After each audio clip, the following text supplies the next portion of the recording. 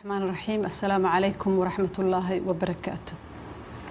waxaan rabnaa in dadweynaha Soomaaliyeed umada aan u sheegno in maanta oo ay tahay 16 bisha Maarso 2020 aan xaqiijinay xaaladii ama keyskii ugu horeeyay oo coronavirus ah.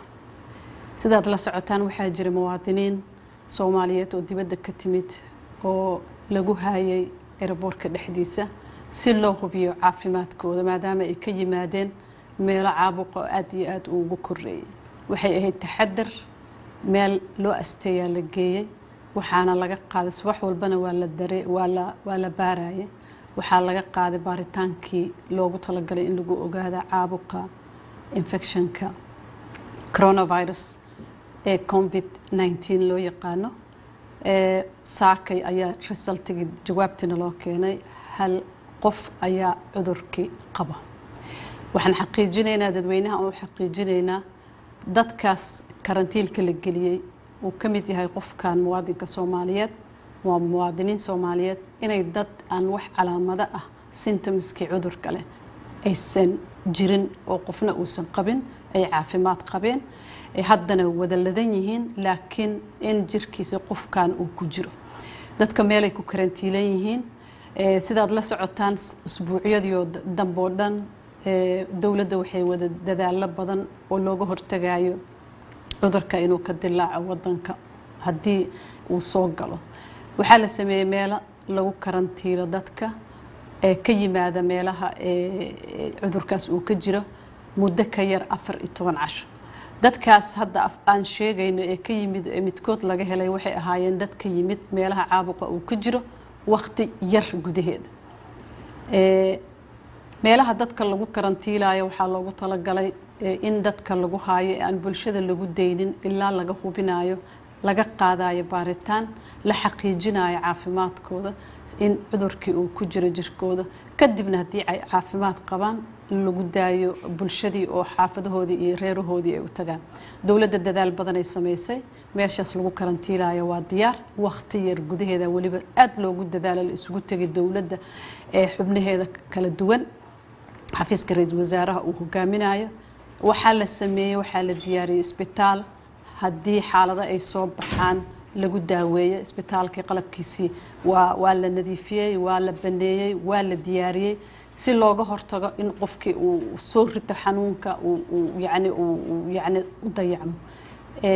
dadaal badan ayaa jira qalabkii qaar waa la dalbay qaar waana loo keenay wax dhib oo hadda ka muuqda dadkaas iyo qofka cudurka viruska korkiisa laga helay ma jiraan.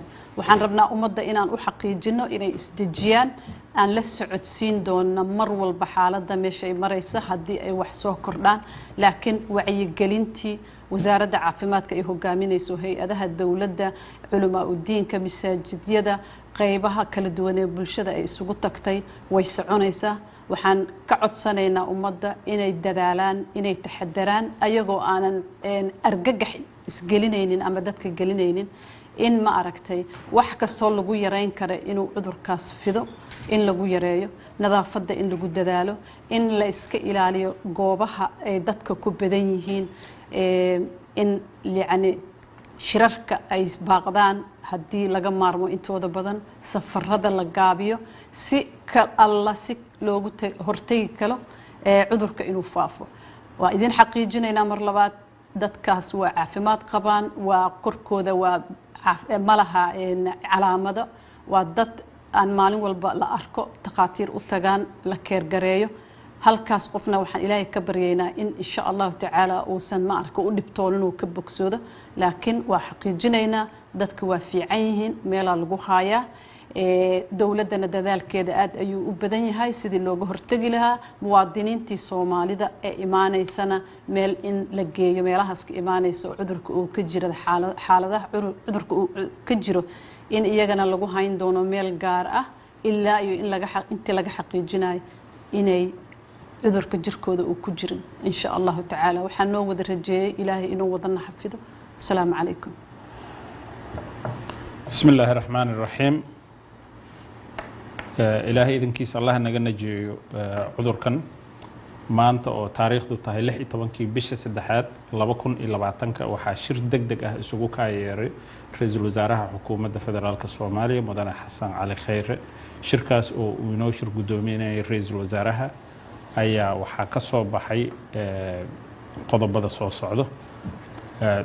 dowladda federaalka Soomaaliya si ay uga hortagto una xakamaysto cudurkani faafa ee coronavirus ayaa waxay joojisay dhammaan duulimaadyada caalamiga ah ee waddanka yimaada ama ka baxa xamuul iyo rakaab intaba ka bilaabato dhammaadka 18 bisha March 2020 muddo 15 cisho ah.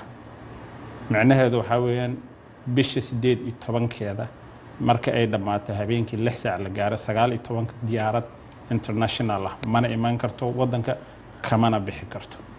waxay dowladda ogolaasho gaar ah siin doontaa haddii uu Ilaahay ka raali noqdo duulimaadyada la xiriira bani aadanimada iyo xaalado gaar ah. insha Allah tacaala waxaan Ilaahay ka rajaynaynaa inuu cudurkani naga badbaadiyo dhammaanteen.